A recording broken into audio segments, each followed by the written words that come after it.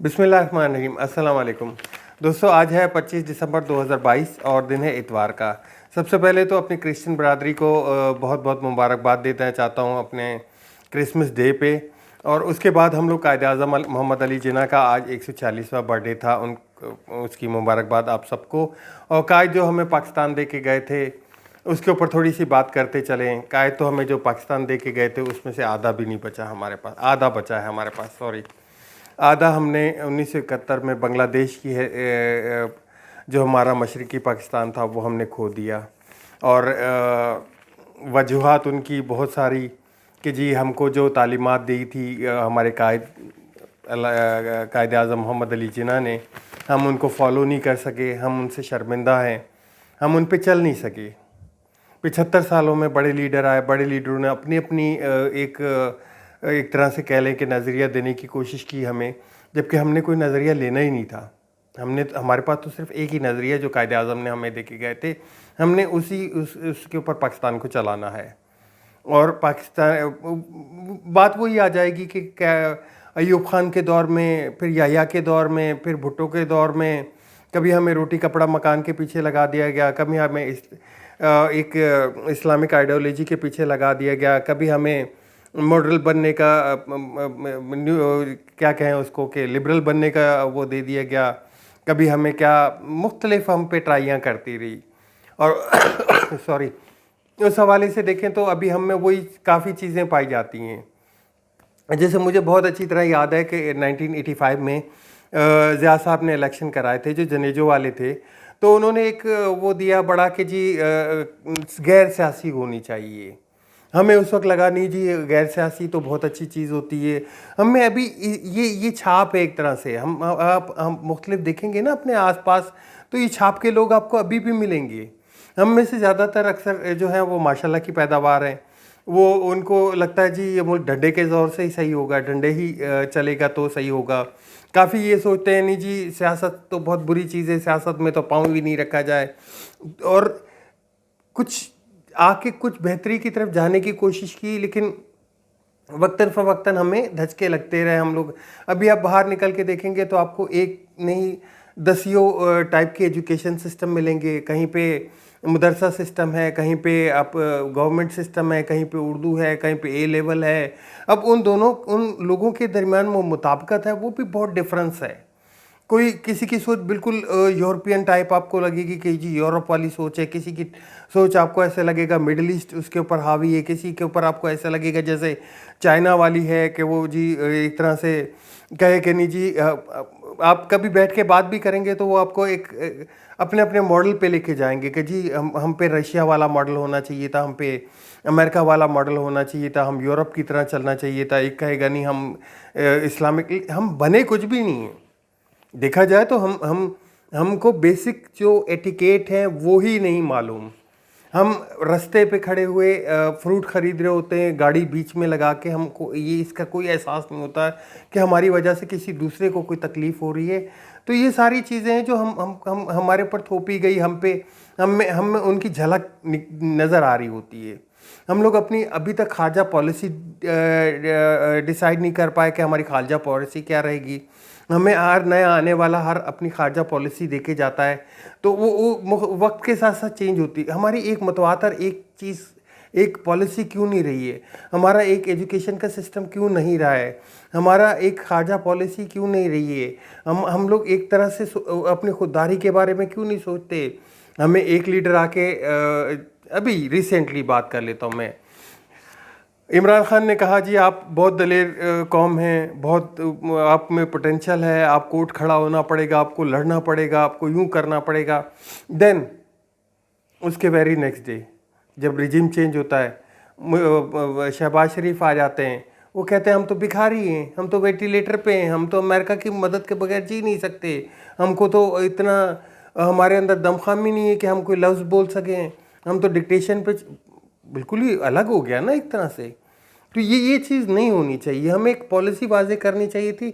मैं मुशर्रफ दौर में एक बात बताऊंगा आपको, मुशर्रफ दौर में एक कोशिश की गई थी या बनाया गया था, एक थिंक टैंक सा बनाया गया था। जैसे अभी इमरान खान ने कल परसों में एक बयान दिया था कि जी हमने नेशनल सिक्योरिटी फोर्स एक आइडिया बनाया था, उसमें सारे जो मुल्क के करते धरते थे वो बैठते थे और वो सारा डिसाइड करते थे कि जी करना क्या है। तो इस लेवल का एक थिंक वो बनाया जाए, या एक थिंक उस तरह का बनाया जाए जिसमें अदलिया भी शामिल हो, जिसमें इस्टेब्लिशमेंट भी शामिल हो, जिसमें फ़ौजी इस्टेब्लिशमेंट भी शामिल हो, जिसमें आपके इदारे भी शामिल हो, आपका मीडिया भी शामिल हो, आपके बड़े बड़े लोग शामिल हों, और वो बैठ के एक वाज़ेह बनाएं कि जी हमने इस रास्ते पे चलना है और हमारा ये सिस्टम होगा और सबका एक ही होगा। हमें ये नहीं कि जो ए लेवल में पढ़ा है तो वो तो इंग्लिश कट में बात कर रहा है हमसे, और जो मदरसे से पढ़ा हुआ है वो बेचारा अरबी में या उसके लहजे में बात कर रहा है, इस्लामिक एक उससे बना हुआ है। हमें हमारा टीवी हमें अलग एक कल्चर दे रहा है कि जी टीवी पे देख रहे हैं तो वो बिल्कुल ऐसे अजीब से ड्रामे चल रहे हैं जो हमारी कल्चर में ही नहीं है। हम लोग अपने कल्चर को भी भूल चुके हैं। तो हम लोग एक मुख्तलिफ तबकात में बट गए हैं। अभी आप कहीं बैठ के एक बात करें कि जी इस मसले का क्या हल निकलेगा, तो हर कोई अपना अपने डिज़ाइन से हल बताएगा। हमारी एक सोच नहीं है, हम एक सोचते नहीं हैं, हम एक सोच पे खड़े हुए नहीं हैं। तो ये चीज़ें हमें देखनी पड़ेंगी। इनको हर कोई अपने आइडिया जो लेके आए ना, जो आपको अपना आइडिया बताए, उसको उसको उसके आइडिया को बाय मत करें।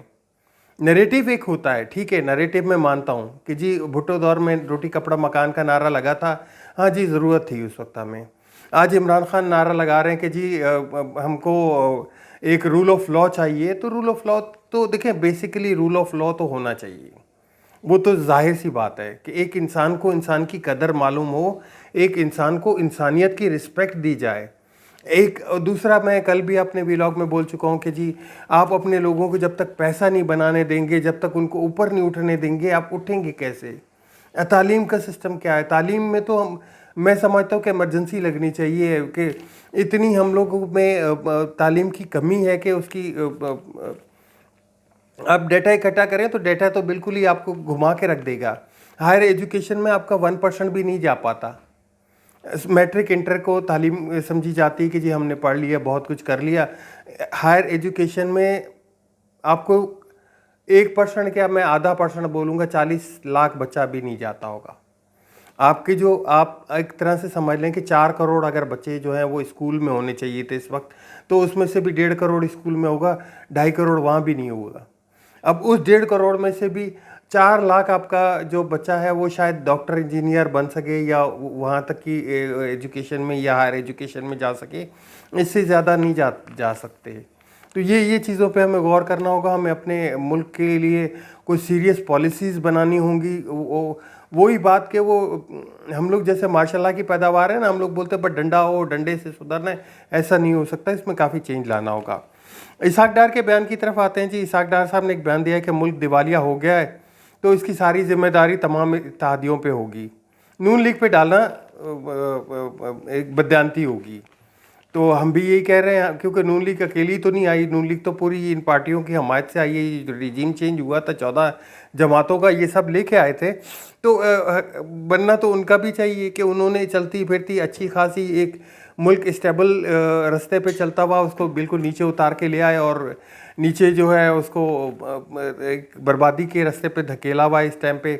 और तो इत्तेहादी और सहूलतकार भी जिम्मेदार होंगे जो हमें फंसा कर खुद अयाशी कर रहे हैं। हम भी यही बोल रहे हैं कि आप लोग अयाशी कर रहे हो, आप लोग आवाम का नहीं सोच रहे हो। पीडीएम जो हुकूमत आई है वो आवाम की बेहतरी का नहीं सोच रही। वो अपने केसेस माफ़ करवा रहे हैं, वो इमरान खान के ऊपर केसेस कटवा रहे हैं, और वो अपने जो उनके शाह खर्चियाँ हैं, वज़ीर कैसे रखे जाएं, कैसे अपने उसको चलाया जाए, ये इसके ऊपर काम हो रहा है। किसी को कोई फिक्र नहीं पड़ी हुई। आप रात को, आधी रात को असेंबली का इजलास हो रहा है या कोई मीटिंग चल रही है तो वो उनकी असेंबली गिर रही है तो उसको बचाने के लिए भाग रहे हैं, वो नुमाइंदे ख़रीदने के लिए भाग रहे हैं। कल मैंने आपको एक अच्छी न्यूज़ सुनाई थी, और एक और भी सुना देता हूँ कि इमरान खान ने कल एक बयान दिया है कि जी मार्च अप्रैल में मुझे इलेक्शन होते हुए नज़र आ रहे हैं।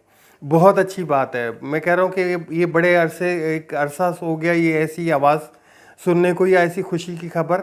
क्योंकि जब नई हुकूमत आएगी, सियासी इस्तेकाम आएगा, जिसको 5 साल का टर्न एक टारगेट मिला होगा, वो काम कर सकेगा, वो पॉलिसीज़ बना सकेगा, वो आगे देख सकेगा। तो लेकिन उन्होंने ये कहा क्यों, उनको ऐसा लगा क्यों? क्योंकि आपको पता है असेंबलियाँ तो उनको तहलील नहीं करने दी गई, वो तो अदालत में मामला चला गया। और उसके बाद वहाँ पे जो ज़रदारी साहब बैठे थे वो भी कल वापस आ गए, उनको भी कोई बंदे नहीं मिले बिकने के लिए या ख़रीदने के लिए नहीं मिले।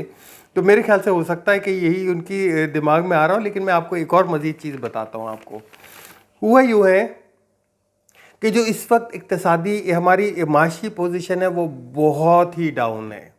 हमारे अकाउंटों से पैसे अभी हमने पेमेंटें भी नहीं की हैं कि हम लोग की आप सोचें कि जो हमारे खारजा के लोग हैं, जो ओवरसीज़ वहाँ पे हमारी एम्बेसीज़ के लोग हैं, उनको सैलरियाँ रुक गई हैं पिछले 4 महीनों से। काफ़ी इदारों में सैलरियाँ तक नहीं दी जा रही।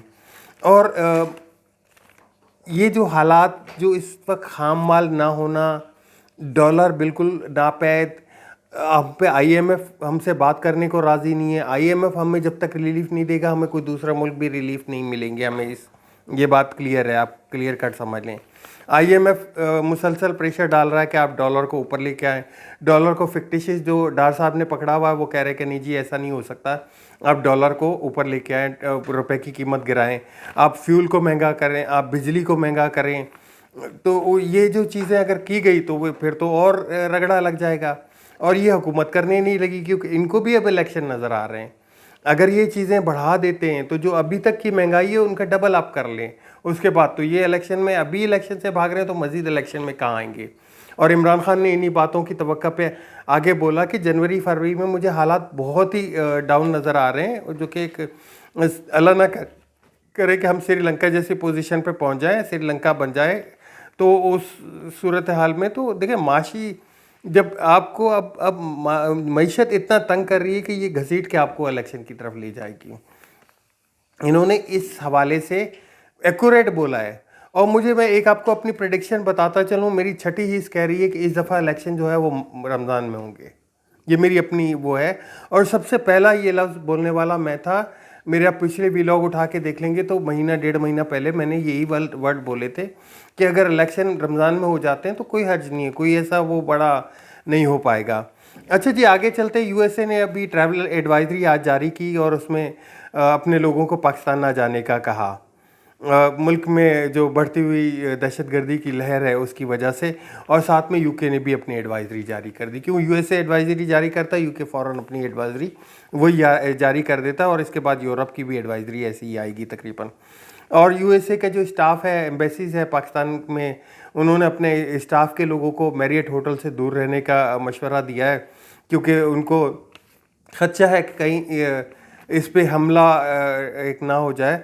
जो इस वक्त जो लहर चल रही है वो बहुत ही एकदम से लहर आई है। और इमरान खान के बयानों में अक्सर आपने सुना होगा कि वो कहते हैं कि जब अमेरिकन फ़ौज यहाँ से निकली थी तो हम लोग बहुत खुश थे, मैं ख़ुद भी खुश था कि यार यहाँ पे कुछ हमारे बराबर में अमन आए, ताकि इन लोग के मसाइल भी हल हों। और हमारे बहुत अच्छे ताल्लुकात थे उनके साथ। इमरान खान कहते हैं कि मुझे जी बाहर के लोगों को जो हुक्मरान थे वो फ़ोन करते थे, मुझे अपने बंदे इक्वेट करने पे शुक्रिया अदा करते थे, अपने असर और रसूख को इस्तेमाल करने को बोलते थे। यानी कि उस वक्त हमारी इतनी गवर्नमेंट अच्छी थी, हमारे पास वहाँ की नेक्स्ट हमारे असर और रसूख को मानती थी, हमसे बात करती थी। आज वही हम पे हमला वहीं से हम पे हमले हो रहे हैं। वहीं से अभी बलूचिस्तान में सुबह धमाका हुआ है, दोपहर में तकरीबन हमारे 5 फ़ौजी शहीद हो गए, जिनमें एक कैप्टन समेत 4 फ़ौजी शहीद हुए हैं। अल्लाह ताला उनके दर्जात बुलंद फरमाए। और अभी कुछ देर पहले की बात है कि बलूचिस्तान में यके बाद दीगरे कुछ धमाकों की इतलात मिली हैं। अल्लाह खैर करे, अल्लाह हमें अपनी पनाह में रखे, अल्लाह पाकिस्तान को अपने हिफ्ज़ व अमान में रखे। आज तक के लिए इतना ही। मिलते हैं नेक्स्ट व्लॉग में, कल लंबी बात करेंगे इंशाल्लाह। तो कल मिलते हैं। मेरे चैनल को सब्सक्राइब ज़रूर कीजिएगा, बेल आइकन का बटन दबा दीजिएगा और कमेंट ज़रूर कीजिएगा। मुझे आपके कमेंट्स का इंतज़ार रहता है। अल्लाह हाफिज़। पाकिस्तान जिंदाबाद।